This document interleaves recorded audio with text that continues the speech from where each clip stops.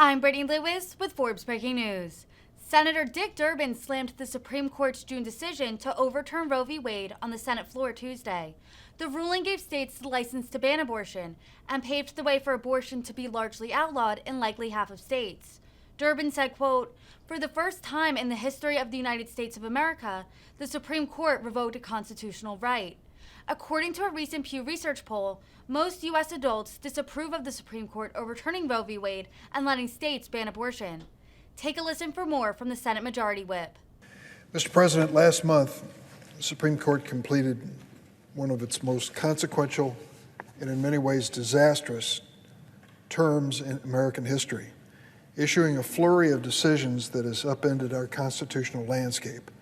In the scope of just a few weeks, the Supreme Court's radical, new supermajority trampled over decades of long-standing precedent and usurped the power that's traditionally been left to Congress, state legislatures, and even individual Americans. In fact, for the first time in the history of the United States of America, the Supreme Court revoked a constitutional right, the right to reproductive health care. What we've seen from this Supreme Court is not guided by any coherent philosophy. It is judicial activism, plain and simple. The court's radical majority is cherry-picking its way across text and history to impose their own ideological agenda on the American people. And in so doing, the majority is not only damaging the court's institutional integrity, they are undermining the health and safety of the American people. Let me explain, starting with one ruling that will severely limit the government's ability to address what could be the greatest challenge of our time, the climate crisis. The case was West Virginia versus the EPA. The conservative majority on the court misconstrued a law passed by Congress to side with the fossil fuel industry over the health of the American people.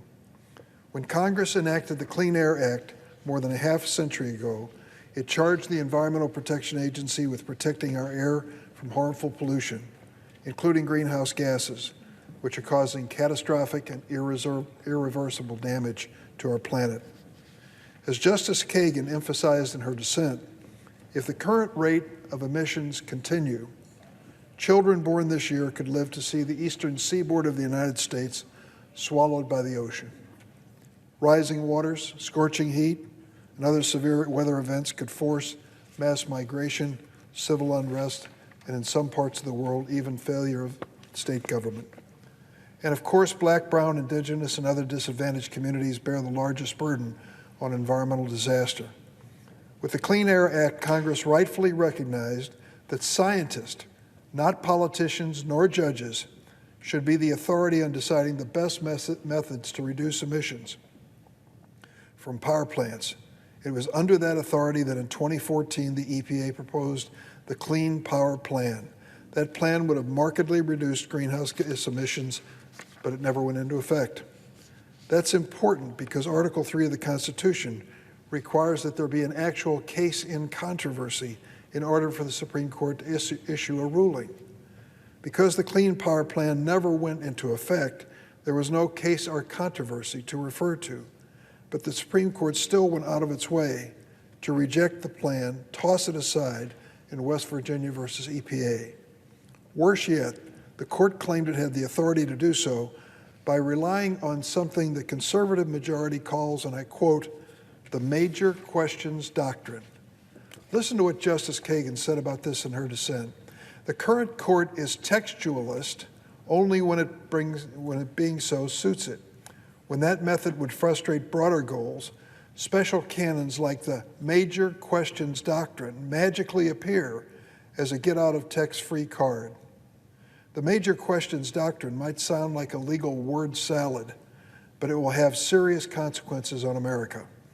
In short, the radical majority on the court declared it has the authority to veto any federal regulation it doesn't care for. That is, unless Congress spells out every single detail decades in advance. Here's the deal. As good as we are in the Senate and the House, lawmakers aren't clairvoyant. We write laws like the Clean Air Act to address evolving, unforeseen challenges like the climate crisis, and we grant agencies the power to create regulation to address these challenges based on their singular expertise. In West Virginia versus EPA, the Supreme Court's radical majority decided that their own ideological goals on the court were more important than the expertise of the world's top scientists. And with this ruling, the court has made it clear they're coming after public agencies responsible for protecting our public health. They want to weaken the government's ability to work on behalf of the American people. Just days before issuing the decision in West Virginia versus EPA, the court issued another ideologically driven ruling in New York State Rifle and Pistol Association versus Bruin. With this decision, the court struck down a New York gun safety law that had been on the books for more than a century. That law placed limits on who is allowed to carry a concealed handgun in public. And as a result of the law being struck down, it is all but certain that we will see more guns on the streets of America at a time when gun violence has become so bad that the leading cause of death among children in America would be guns. The Supreme Court's decision to wipe away a century-old gun safety law was troubling enough, but even worse is the new test it laid out for considering constitutional challenges to other gun laws. Justice Thomas, Clarence Thomas, majority opinion, rejected the legal test lower courts had applied after the legendary Heller case, which sensibly combined historic analysis with present-day public safety considerations. Instead, under Clarence Thomas's reasoning, the majority claims that the only test for whether a gun law is constitutional is historical analysis. That is, whether the current law has an historical analog. There's a problem with that in two respects. First, it invites judicial cherry-picking of historical sources, which is exactly what the Clarence Thomas majority did in striking down the New York law. Second, it ignores modern public safety threats posed by firearms, which are nothing like the guns that the framers of the Constitution had in their day. Think about it.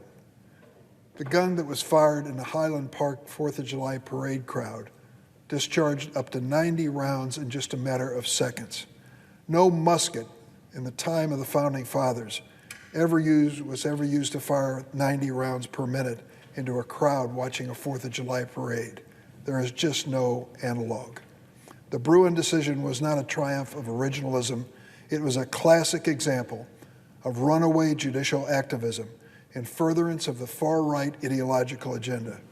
And we have to live in the America that it leaves. That's not the only ruling from the past term that made America less safe.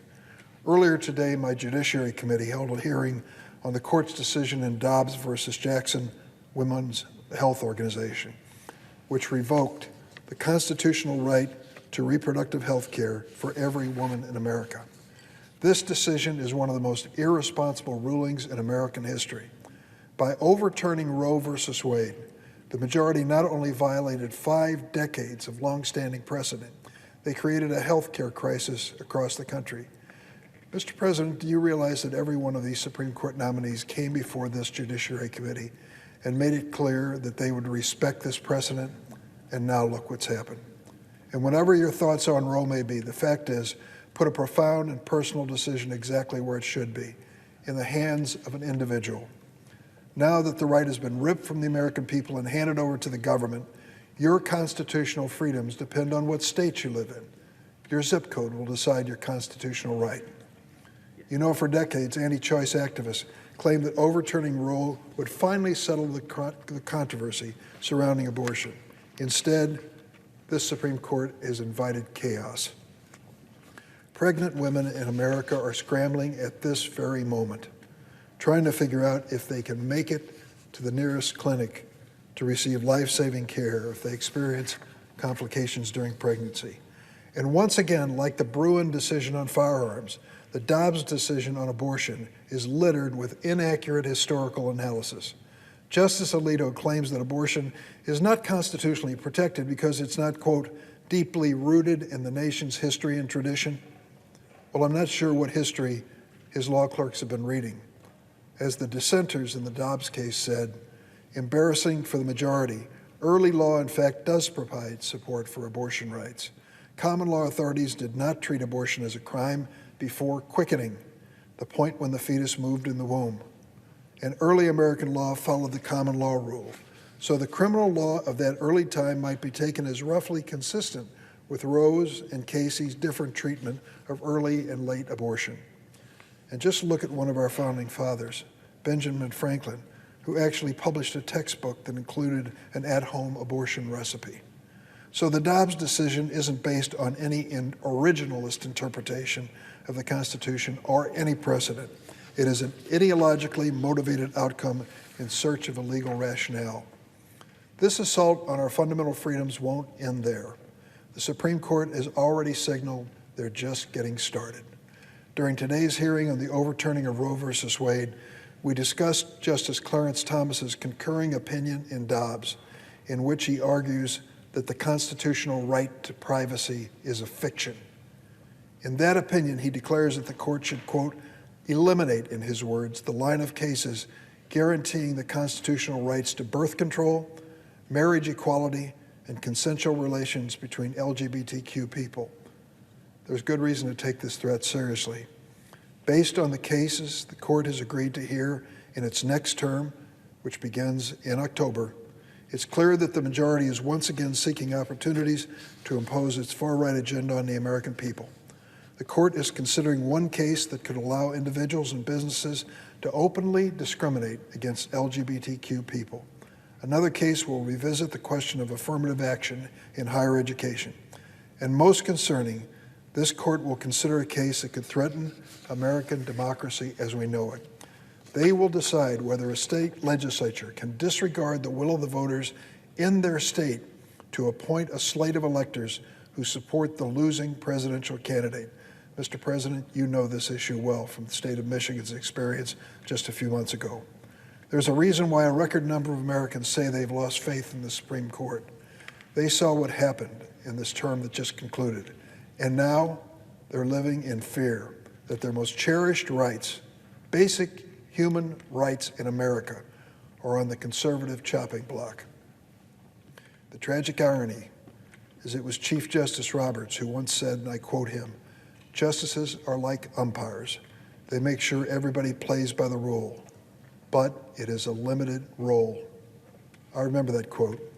I was sitting in the Judiciary Committee when he made it, and I thought the limitation that he suggested for the Supreme Court was an indication of his moderation.